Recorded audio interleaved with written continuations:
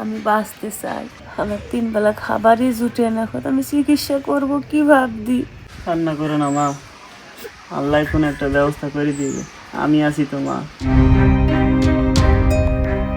চোখের জলে ভাসছে বাঁচার আকুতি। প্রাণ ফেরাতে শেষ চেষ্টা এক অসহায় মায়ের। দীর্ঘ 6 মাস ধরে ভুগছেন মরণ ব্যাধিতে। যে পরিবারে দুবেলা দুমুঠো খাবারই ঠিকমতো জোটে না, সে পরিবারে এই মায়ের চিকিৎসা করানো আকাশ সমান কষ্ট হয়ে পড়েছে। যার হারাই সেই জানে হারানোর বেদনা। তাই তো মা মৃত্যুর মুখে ঢলে পড়লেও সন্তান তার জন্মদাত্রীকে সান্ত্বনা দিচ্ছেন দিনের পর দিন। আশায় বুক বেঁধেছেন হয়তো কারো সাহায্যেই ফিরে পেতে পারে মায়ের স্বাভাবিক জীবন। আমি অসুস্থ, আমি বাঁচতে চাই, আমার ছেলেদের নিয়ে আমি বাঁচতে চাই। আমি অনেক অসুস্থ, আমার কিছু নাই।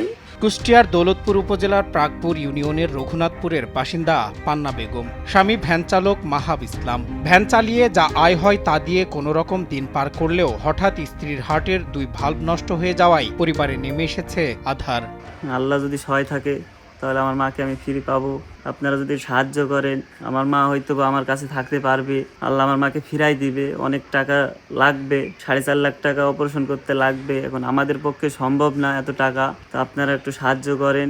এই মেয়েটা অত্যন্ত অসহায়, দারিদ্র্যের মধ্যে দিয়েই তাদের সংসার চলে। অনেক টাকার দরকার, যদি সম্ভব হয় তাহলে এই মেয়েটার চিকিৎসার জন্য আপনারা একটু পাশে দাঁড়াবেন।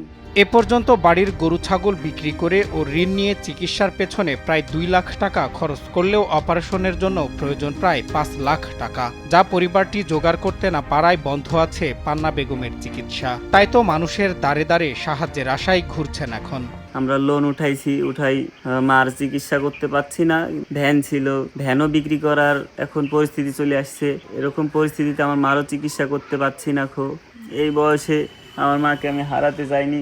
আমার মা খুব অসুস্থ, আপনারা যদি একটু সাহায্য করেন তাহলে আমার মাকে আমি ফিরে পাবো। সবশেষ উপার্জন করার ভ্যানটিও বিক্রির সিদ্ধান্ত নিয়েছেন পরিবার, কিন্তু সঠিক মূল্য না পাওয়ায় পারছেন না বিক্রি করতে। এলাকাবাসীর দাবি, সরকার সহ বিত্তবানরা যদি এই অসহায় পরিবারটির পাশে দাঁড়ায় তাহলে সুস্থ হতে পারে এই অসুস্থ মা।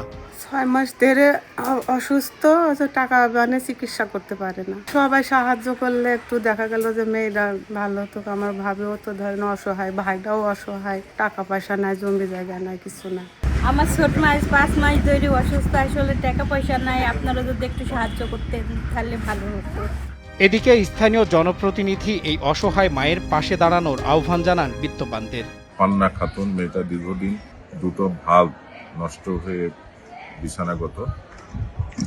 তার স্বামী ভ্যান চালিয়ে কোনো রকম জীবিকা নির্বাহ করে। এই অবস্থা তাদের এই চিকিৎসা করা তাদের জন্য একেবারে অসম্ভব। তো তাদের আর্থিক সাহায্যে একান্ত প্রয়োজন জীবনটা বাঁচাতে হলে। সবাইকে আমি অনুরোধ করব যে আমরা সবাই তাকে এই আর্থিক সহযোগিতা করার জন্য। টাকার অভাবে থেমে আছে চিকিৎসা, থমকে আছে এক মায়ের স্বপ্ন। মানবিক হাত বাড়ালেই বাঁচতে পারে এক মায়ের প্রাণ। সবাই মিলে যদি কম বেশি করে কিছু যদি দেন আপনারা, তাহলে আমি বাঁচতে পারবো। সজল বিশ্বাস, নিউজ ডেস্ক, দেশ টিভি।